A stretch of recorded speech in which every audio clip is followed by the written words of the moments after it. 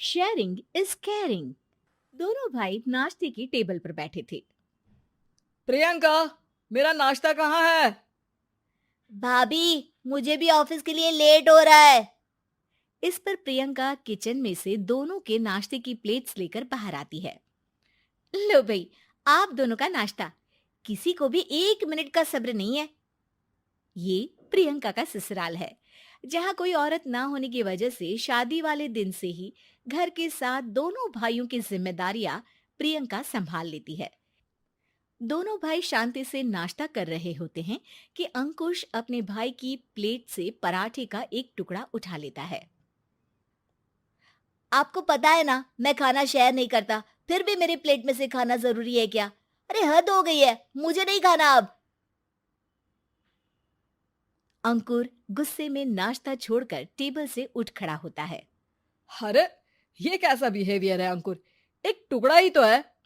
एक हो या आधा, मुझे भूख लगी है तो ये सिर्फ मेरा ही है।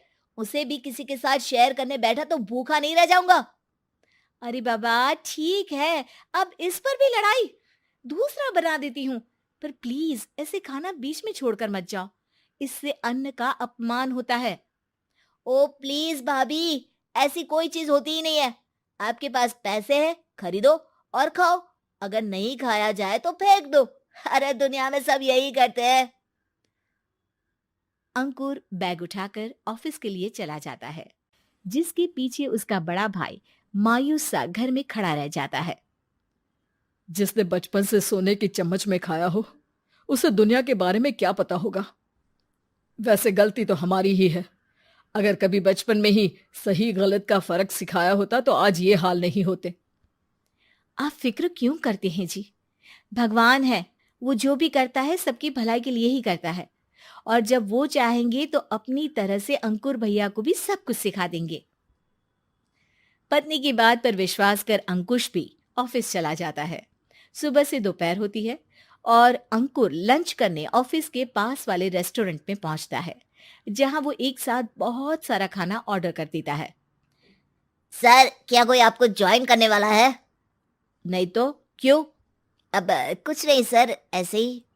वेटर चला जाता है और कुछ देर में अंकुर का ऑर्डर लेकर वापस आता है, जिस पर अंकुर सब डिशेस में से थोड़ा थोड़ा खाकर बाकी ऐसे ही छोड़कर बिल देकर चला जाता है। वाह भगवान, तेरी माया।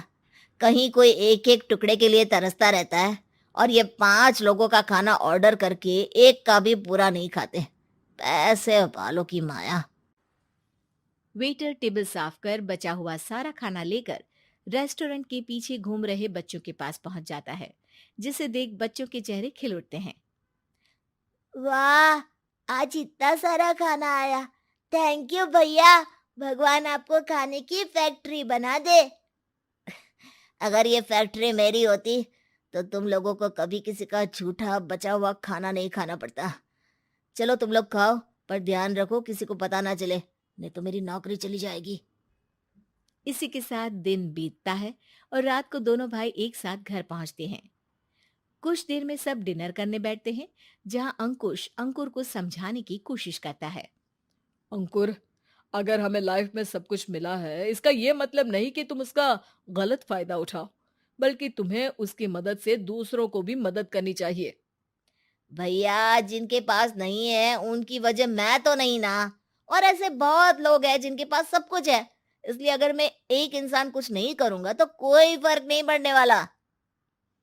तुम्हारे भैया बस एक चीज समझाना चाहते हैं कि जिस चीज की हमारे पास कमी नहीं है, उसे बर्बाद करने से अच्छा है कि लोगों के साथ शेयर करें। इससे हम सिर्फ सामान नहीं, खुशियां भी बांटते हैं, और इसमें तुम्हारा ज्यादा कुछ तो जाएगा नहीं। भैया भाभी की बात सुन अंकुर कुछ बोले बिना उठकर चला जाता है। इसी तरह दिन बीतते रहते हैं, जिसमें अंकुश और प्रियंका कोशिश तो बहुत करते हैं, पर अंकुर पर किसी भी चीज का कोई असर नहीं पड़ता। एक दोपहर अंकुर सैंडविच खाते हुए सड़क के किनारे चल रहा होता है। तभी उसकी नजर आइसक्रीम वाले पर पड़ती है और वो सैंडविच सड़क किनारे फेंक आइसक्रीम खरीदने पहुंच जाता है। अब इसे कहते हैं जिंदगी का सुख। जैसे ही अंकुर आइसक्रीम लेकर पीछे मुड़ता है, तो एक आदमी को सड़क से वही सैंडविच उठाते हुए देखता है। वो आदमी बहुत कमजोर, गरीब, जैसे बहुत दिनों से खाना ना खाया हो वैसा लग रहा था। अंकुर उसके पास जाकर खड़ा हो जाता है। उसे देखकर आदमी सैंडविच अंकुर की तरफ कर देता है। आपको भी खाना है क्या? क्या हम इसे आधा आधा कर ले? मुझे बहुत भूख लगी है। वो मेरा ही झूठा सैंडविच है। तुम दूसरा खरीद कर क्यों नहीं खा लेते? इसे क्यों खा रहे हो? अरे भैया, अगर खरीदने के पैसे होते तो 4 दिन से भूखा नहीं घूम रहा होता। हैं? क्या? तुमने 4 दिन से कुछ नहीं खाया? फिर भी इस आधे सैंडविच को मेरे साथ बांटने के लिए तैयार हो गए? क्यों? अरे भैया, पैसा नहीं है तो क्या हुआ, इंसानियत आज भी उतनी महंगी नहीं हुई, और ना ही उस पर अमीर गरीब का टैग लगा है जो हम उसे रख ना सके। पर अफसोस, आजकल लोगों के अंदर पोषण, खून या विटामिन से ज्यादा इंसानियत की कमी होने लगी है। आदमी की बातों से अंकुर को समझ में आ जाता है कि वो आज तक कितना गलत काम करता आ रहा था। इसके बाद से वो अपनी किसी के साथ शेयर नहीं करने और खाने को बर्बाद करने वाली आदत को छोड़ देता है।